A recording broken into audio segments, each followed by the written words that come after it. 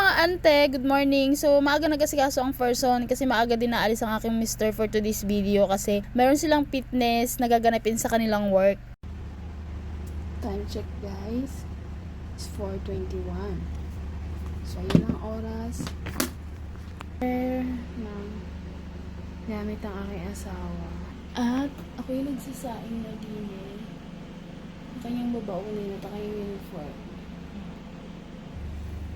Good morning. So ito kanyang mga gamit. Ayusin natin. Morning guys. Good morning.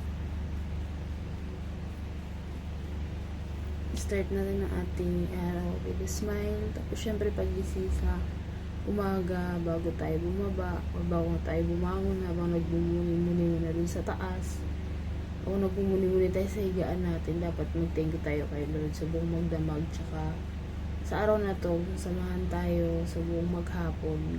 Ganun ginagawa ko lagi kada umaga bago ako bumaba, bago ako mag-asikaso sa gamit ng asawa ko. Ginagawa ko, nagdasal muna ako, thank you ako kay Lord sa buong magdamag ng pagbabantay niya. Tapos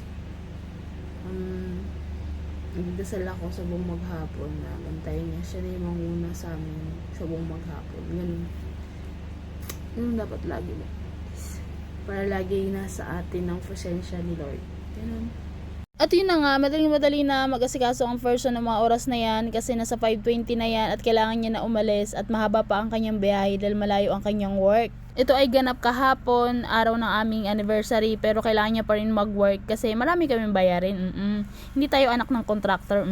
At nung makaalis na ang aking mister, umakyat muna ako sa taas at nagpahinga muna ako. Nag-alarm na lang ako ng 9 at meron akong sunduin ko ang aking alaga. Ano nga pala, ang aking alaga ay anak yun ng aking pamangkin. Bali, apo ko na siya. Diba? Wala pang anak, pero may apo na. Apo ko yun sa pamangkin, guys. So, ayun, susunduin ko siya kasi nga ang mga magulang niya ay nasa work. Parehas, edi si tita na lang muna ang bahala. Susunduin ko siya sa school. So, ayan, papunta muna tayo ng school. So, ayan, masasakay lang tayo ng tricycle. Tricycle lang naman ang ating sasakyan. Wala tayo airplane dito, guys. Pero pwede naman mag-airplane, char. Tita, oh. Wow, may star siya. Bubbles? Bubbles? Gusto ko yun o dyan. Bumili tayo bukas. Uwi na tayo. Bilis. Sa gilid ha, sa gilid. Sophia. At yun na nga, nagpapabili ng laruan at meron nagtitinda dun sa gilid. Pero sana bukas ate sa ibang pwesto ka naman na hindi makita. So yun lang for today. Salamat sa panonood. Follow for more. Bye!